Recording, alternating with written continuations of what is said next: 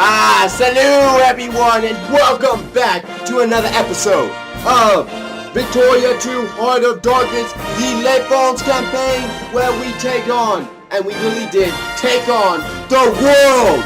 And for last episode, if you guys were not here, I highly suggest you guys go see it, because, as I said before, this episode is going to be just a lot of recapping, and I'm not entirely sure why I should get to actually unpausing, maybe like midway through, but we have a lot to talk about with as you can see, I've done a little bit more editing to my plan, so, yeah, a lot of talking. So, again, last warning, this time, make sure you go see last episode before we talk about it, okay? Okay? You did? You did? You didn't? Okay, well, you're not going to? Well, too bad. Now you're going to have to hear what happens. So, basically, last episode, we went through our first Great War. And unlike the other ones, which were technically Great Wars, but they really weren't, and, there was some confusion, this was actually a legit Great War. And as some of you already know, the French have come out the triumphant end, which, if you guys don't know who the sides was, it was the UK, Austria, and Russia versus France, Spain, and eventually the US. Why do I say eventually? Because it took the United States about a year to join into the war, and with them, they probably, I hate to say this, but they saved our bacon. They seriously saved our lives. If they did not join the war over here would have probably stagnated. I'm pretty sure they probably used a lot of their troops to, crush a lot of these rebellions and over here, and drove a lot of UKians to get out of my territory, which was very good, because I needed someone to distract these powers in all these little areas, and, with that, it was very great to see. So, give them credit, but, don't just completely discount our efforts, because that'd be completely foolish, because we were the ones who actually were in the midst of the battles. The USA did fight, but they did not fight the main grunt of the battle. I was fighting at the main grunts of the battles with, 2 to 3 different armies attacking me at the same time. The UK, Austria, and Russia.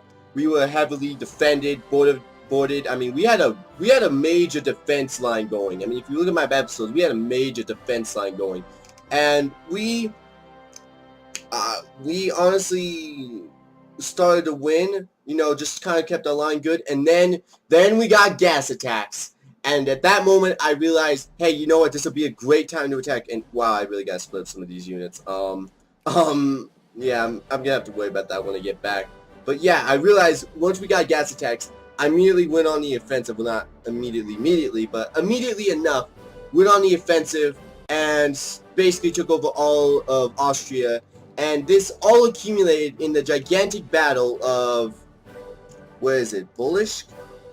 This place right here, Bolivar, where we, as the French, took on the UK and Russian troops of about 226,000, and us only having maybe 20 at the time, and beating them.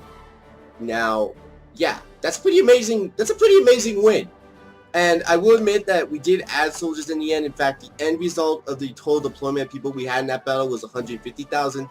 But still, for us to hold out that long against that big of troops really showed the Austrians and Russians and UKians that they were not going to win. We had completely, if you guys look at it, we completely annexed the entire Austrian state. We were moving into Russia as it was seeing this and realizing, oh shoot, we should get out of here. This is not a good idea.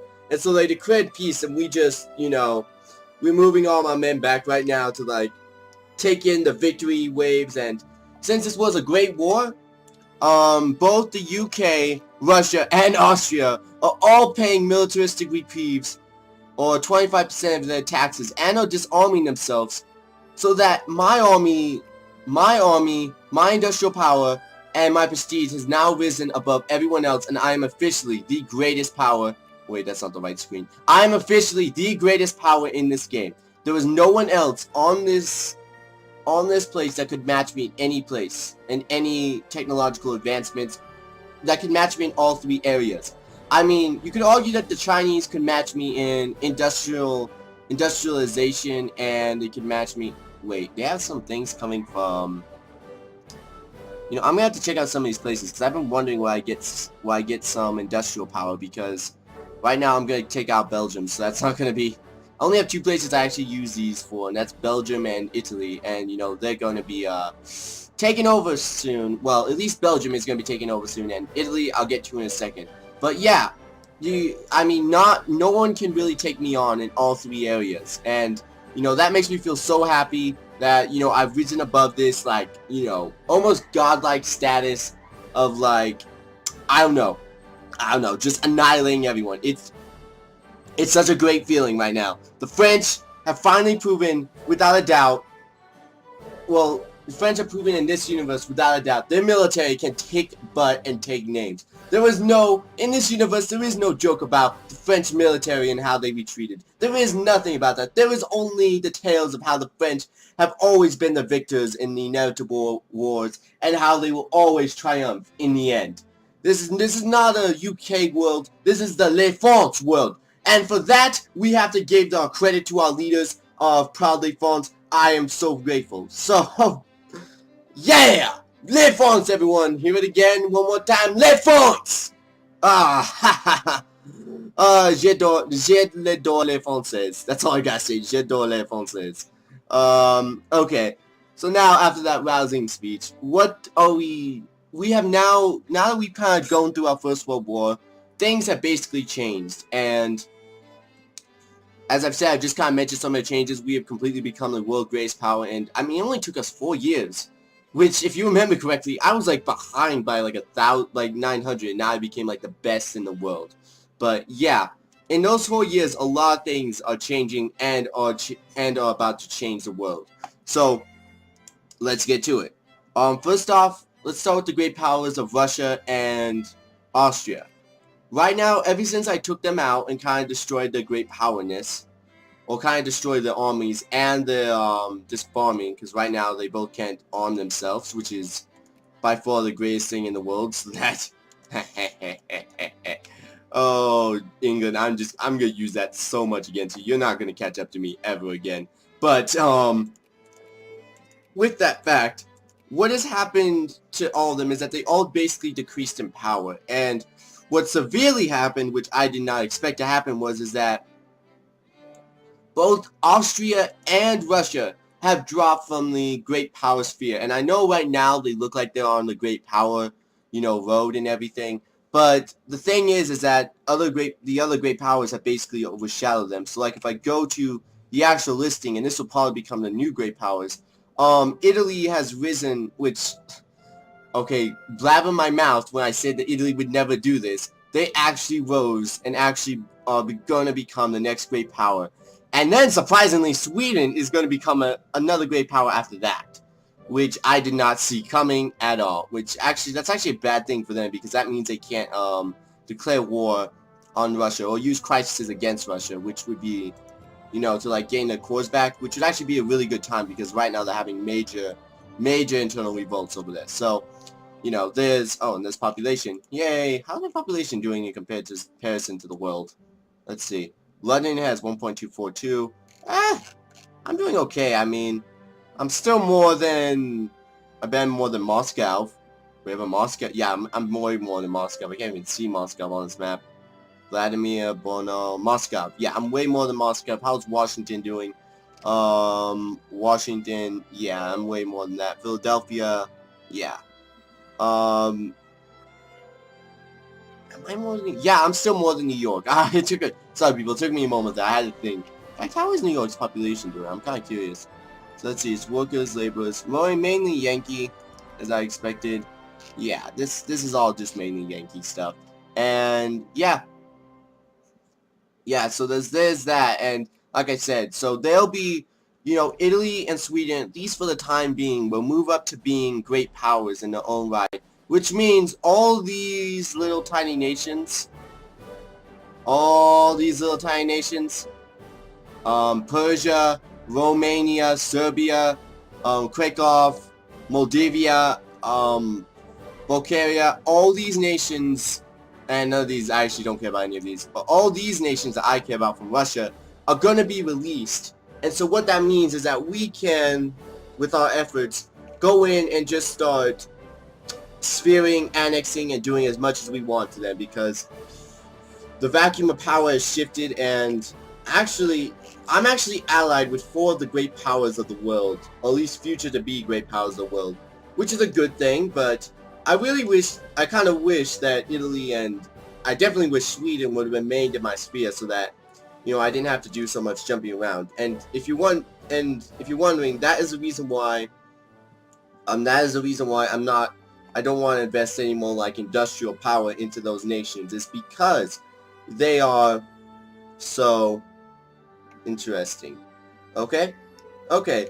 Now that we've gone through that, what else? What I can do is also invest in Sweden. Sweden! I love the Swedes. Okay. I have not invested anything in Sweden, so let's just go all out. This just cost me a lot of money. Never mind. I'm not gonna invest in Sweden. Never mind. I took a back road to that and said no. That's a very bad idea. But that did I do anything? Yep, it actually did increase my industrial power because of that. But I'm not going to increase Sweden. So yeah, that's about it. I think I've covered all my bases. Like I said, I made a new map of where I want the switches to make, and somebody in one of the beginning comments said to make Albania. So for you, man, I am gonna making Albania one of my highest priorities. If that event does not come up by 1930, I will use whatever infamy I can, and I may have a lot of infamy at that point. I'm just thinking. But if I have anything else, I will definitely make Albania by the end of this Let's Play. You have my word as a empire that I will make Albania. So yeah. So for the best of this like kind of Let's Play, we're just kind of going to be focusing on conquest of the nations, and just extending up the sphere of influence, and waiting for the Russian and Austrian powers to lose their grip on their world affairs, and hopefully shatter into millions of pieces, so that we can go in and mop it all up, and, you know, be buddy-buddy to all these little nations, and, you know, maybe even conquer Baldin and Württemberg, which Baldin and Württemberg would not be particularly bad nations. It's just they owe us a lot of stuff from the war. So yeah. Oh, and industrially wise, I'm supporting all my factories. Don't know how that came about. I'm just gonna go with it. I support all my factories. Budget wise, I due to this like recent income of that much from war indemnitaries, due to that much money coming in from my war things, I'm able to actually keep my taxes on like 30% right now, which is by far the lowest I've ever had it in all my games. Oh my goodness, the French people are actually enjoying a very good prosperous time, which I don't understand why none of them are like jumping at this conclusion and actually trying to expand or something. I mean, this would be a great time for them to stop going out and go buy luxury goods and stuff. I don't know. I'm just gonna leave it like that. They're doing good. Politically, we have a couple political situations starting to scare me a little bit. First off, we have the communists who are, as always, gaining more power inside the Senate. In fact, most of our people are becoming really socialist, which is not a good thing. I'm not gonna advocate for that, but the good thing about that is that we're becoming very genderism, and the one thing they promote is pacifism, which is what no one wants in my country. So I'm hoping that will kind of break up this love for communism and stuff, because I really don't want to become a communist country, because yeah, or it's not really communism, because there is a difference between socialism and communism, but I know once I become a communist country, it's going to force me to become once I become a socialist country, it's going to force me to become a communist country, because that's the only way it will go. And I personally don't want to do that. So, you know, just kind of because my economy works as it is. Interventionism is the best economy for the French. Laissez-faire does not work, because it does not allow you to save your factories if they completely close. By the way, I'm going to stop supporting all my factories, because, yeah, I'm a jerk. If I must be honest with you, I'm just a jerk. And yeah, that's basically it, because I want to make sure that whatever factories are not supportive, I want to make sure they die quickly, because I don't need them in my realm if they're gonna, you know, die. You know what, never mind. Support them all again. I'll be nice because we're right now in a really good streak, so yeah. Alright. I don't know. That might have been actually a full episode right there. I'm sorry if I like wasted an entire episode just explaining stuff. But, you know, let's actually get to the actual meetings. Actual things. Ew! That just made me feel really bad. No, wait, now we're recovering. Yay! We recovered! And Siam apparently can be a part of our influence because somehow I've been slowly influencing them over time. Even though I haven't spent one infinite, Siam. Oh wait, it's Siam. Oh, I know what's happening. British are trying to grab him out of my sphere. I bet you anything that's what's happening. Alright, so for Italy, I don't need to be supporting them anymore because Italy's about to be driven out of our sphere. And the rest of these nations, let's see, I can't really influence. Let's influence Wakshina. Let's see, what other nations do I need? Let's look at European nations, because I don't really care about the rest. Netherlands, I don't really want to fight for. Austria, Belgium, no, definitely not Belgium. I could fight for the UK, but I think actually it would be kind of fun to see who would win between me and the, what are we called? Oh yeah, European forces. Alright. And yeah, there we go. We got it completely worked out. And Jingoism, we are completely Jingoistic people. I've said that many times. There is nothing we love more than just defeating people. And, oh, and it's finally come to pass, everyone. My industrial score has finally risen to the point that it does not stink. I finally have almost all my territories upgraded to the maximum amount of industrial score. Maybe not the most maximum amount of fort levels. Divine interventionism. I've argued for that this entire game. But we have the most advanced... Well, I'm about to get more advanced forts. Okay, I'm just going to pause it because this game is a little bit heavy intensive, and I'll be right back. With stuff because I have to like do a lot of like industrial infrastructure stuff, which I did do already, but I feel like I need to expand myself even more, so be right back.